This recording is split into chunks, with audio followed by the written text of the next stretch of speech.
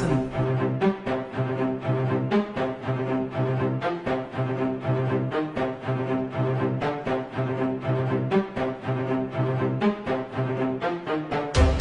Et moi, ce que je veux, c'est que le 1er juillet, les 2 ou 3 ministres chargés des réformes, l'économie et les finances, le travail pour l'essentiel, arrivent avec des textes prêts et dans une forme de blitzkrieg, fassent passer devant le Parlement, en utilisant d'ailleurs tous les moyens que donne la Constitution de la Ve République, les ordonnances, les votes bloqués, le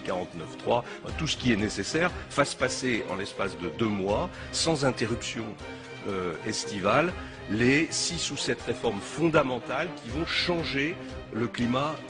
de l'économie et le climat du travail dans notre pays. C'est évidemment pour moi l'abrogation des 35 heures et la suppression de la durée légale du travail et le renvoi à la négociation dans les entreprises sans contrainte. C'est le nouveau code du travail, c'est la réforme de la fiscalité du capital, fondamentale pour relancer l'activité économique dans notre pays,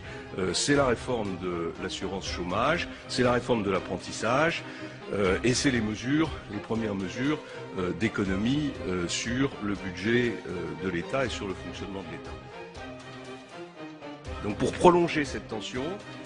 moi je pense qu'il faut organiser un référendum en septembre qui permet de maintenir l'état de tension électorale dans le pays et donc de rendre très très difficile la contestation sociale pendant cette période autour de 2 ou 3 idées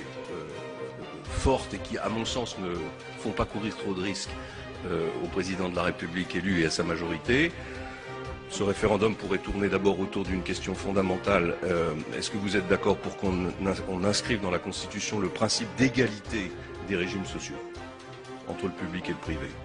Inscrit dans la Constitution de la République française, ça rendrait ensuite absolument obligatoire et nécessaire la convergence des régimes sociaux. Deuxième question, est-ce que vous êtes d'accord pour fusionner les départements et les régions? Troisième question, est-ce que vous êtes d'accord pour supprimer un certain nombre de parlementaires, diminution du nombre de parlementaires? Ça peut paraître un peu démagogique, ça peut paraître un peu comme la cerise sur le gâteau ou la crème chantilly pour être certain que le référendum soit voté, mais je pense qu'en plus ça peut conduire à la modernisation du fonctionnement du Parlement. Voilà, si on fait tout ça, on crée un choc qui, à mon sens, rend très très très difficile la réaction sociale que vous